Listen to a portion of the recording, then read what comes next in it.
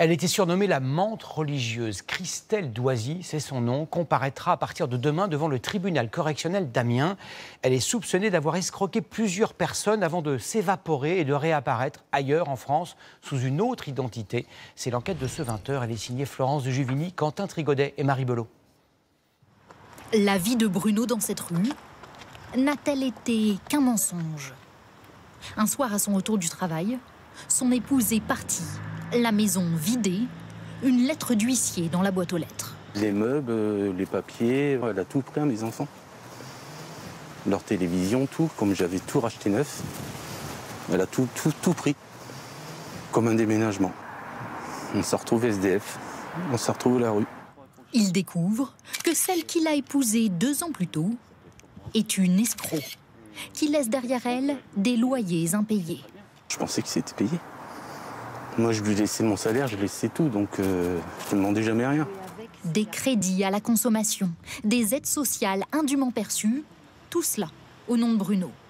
Depuis, il rembourse près de 400 € par mois et encore 30 000 € de dettes.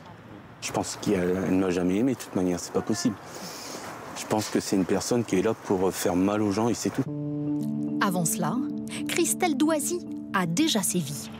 L'escroc est d'abord faussaire, devient tour à tour Victoria L, Victoria V, Christelle L ou Alexandra B. Et sème les mensonges, les chèques sans provision à travers la France. De petits préjudices qui n'éveillent pas les soupçons de la justice. Un mode de vie qu'elle adopte ensuite en famille, après sa rencontre avec Frédéric Descours et la naissance de leurs 2 enfants. La famille déménage tout le temps. À une époque, dans ce village, Christelle Doisy paie ici une course de taxi, de l'électroménager, des serpillères, avec des chèques en bois. Là comme ailleurs, un mode opératoire rodé. Louer un logement sous une fausse identité, puis reprendre la route avant l'expulsion, en emportant tout, jusqu'aux affaires des propriétaires. L'un d'eux témoigne. Un truc avait disparu, elle avait volé l'imprimante, elle avait volé tous les vêtements de ma femme, elle a piqué le diplôme de ma femme. Quel a été le rôle de Frédéric, son ex-mari? Victime ou complice?